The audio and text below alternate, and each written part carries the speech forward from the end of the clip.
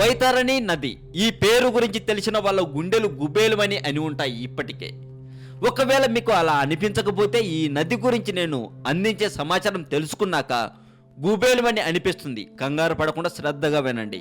మనిషి మరణించిన అనంతరం చేసిన పాపానుసారం నరకానికి వెళ్తారని గరుడ పురాణంలో చెప్పబడింది. ఈ నది అతి భయంకరమైనది. దీంట్లో నుండి వెళ్లే సమయంలో వచ్చే బాధకు పాపాలన్నీ గుర్తుకు వస్తాయని పేర్కొంటుంది. ఈ నది కొన్ని వేల మైళ్ళ వెడల్పు కలిగి ఉంటుందట. ఈ నదిలో నీరుకు బదులుగా రక్తము, చీము, ఎముకలు, బురద వలె కనిపించే మాంసము ఉంటాయట. ఈ నదిలో చాలా పెద్ద మొసళ్ళు మరియు మాంసం తినే క్రిములు, జంతువులు, పక్షులు ఉండటం వల్ల పాపాత్ములకు ఈ నది దాటి వెళ్ళడం అసాధ్యం.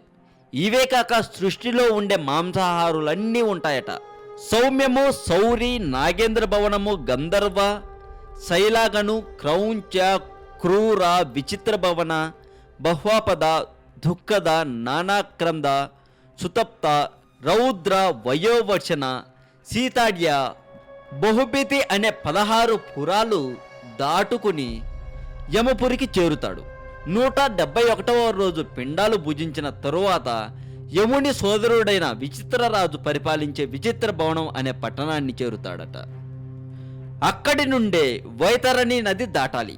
గోదానం చేసిన వారు పడవలో ఆ వైతరణి దాటగలరని, అలా కాని వారికి ఆ నదీ జలం సలసలా కాగుతూ కనబడుతుందని, పాపాత్ముడు అందులో దిగి నడవవలసిందే అని, ఆ పాపాత్ముని నోట ముళ్ళు గుచ్చి చేపను పైకి లాగినట్లుగా లాగి యమ్మకింకర్లు ఆకాశ మార్గాన నడుస్తూ జీవుణ్ణి ఆ నది దాటిస్తారట. సీతాడ్య నగరంలో పాప పుణ్యాలు లెక్కలు ఆరా తీయబడి జీవి సంవత్సరికాలు రోజు పిండోదకాలు తీసుకున్నాక బహుభీతి పురాన్ని చేరతాడు. హస్త ప్రమాణ పిండరూప శరీరాన్ని అక్కడ విడిచి అంగుష్ట ప్రమాణంలో ఉండే వాయు రూపమైన శరీరాన్ని అంటే యాతనా శరీరాన్ని దాల్చి కర్మానుభవము కోసం యమభటులతో యమపురికి చేరవుతాడు. ప్రారబ్ధ కర్మ అనుభవించడానికే యాతనా శరీరంతో జీవుడు పాపాత్ములతో కలిసి యమపురి చేరతాడు.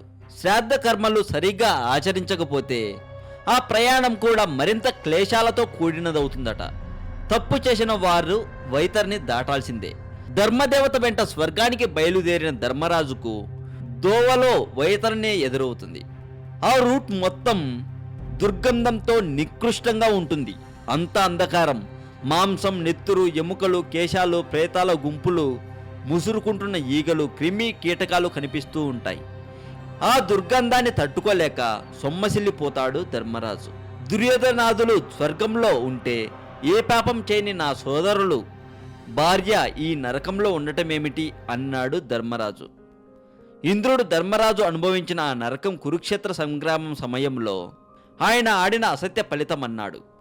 అశ్వత్థామహత అని పెద్దగా అని, కుంజరహ అని చిన్నగా పలికి గురువైన ద్రోణుడిని వంచిన పాపానికి ఆ కొద్దిసేపటి నరకం అనుభవించాల్సి వచ్చిందని అన్నారట. అదండి విషయం. వైతరణి నది గురించి చాలా విషయాలే తెలుసుకున్నారు అని అనుకుంటున్నాను.